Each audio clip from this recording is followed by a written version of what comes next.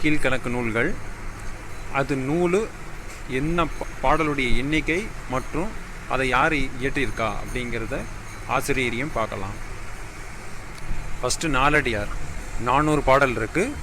சமண முனிவர்கள் ஆசிரியர். அடுத்து 2 நான்மணி கடிகை, இது 101 பாடல் இருக்குது. விளம்பி நாகனார். 3 இன்னா 40 பாடல் இருக்குது. கபிலர். இனியவை 40 பாடல் இருக்குது. இதை எழுதினது பூதஞ்சேந்தனார். அடுத்து 5 திருக்குறள், எல்லாருக்கும் தெரியும், 1330 குறள் திருவள்ளுவர் எழுதியிருக்காரு.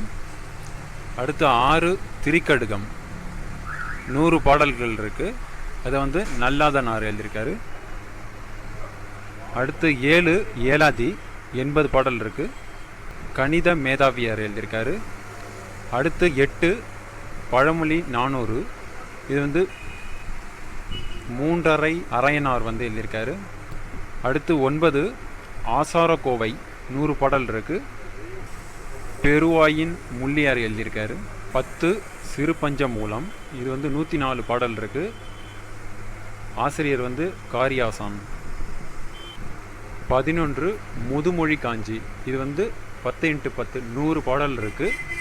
இது கூடலூர் கிளார் எழுதியிருக்காரு. 12 ஐந்திணை 50, இது 50 பாடல் இருக்குது. பொறையனார் இதை ஏற்றிருக்காரு. அடுத்து 13 ஐந்திணை 70, இது 70 பாடல்கள் இருக்குது. இதை மூவாதியார் எழுதியிருக்காரு.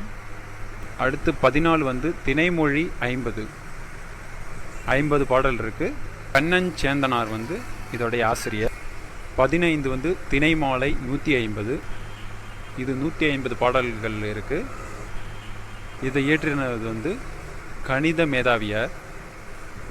அடுத்து 16 கைநிலை, இது 60 பாடல்கள் இருக்குது.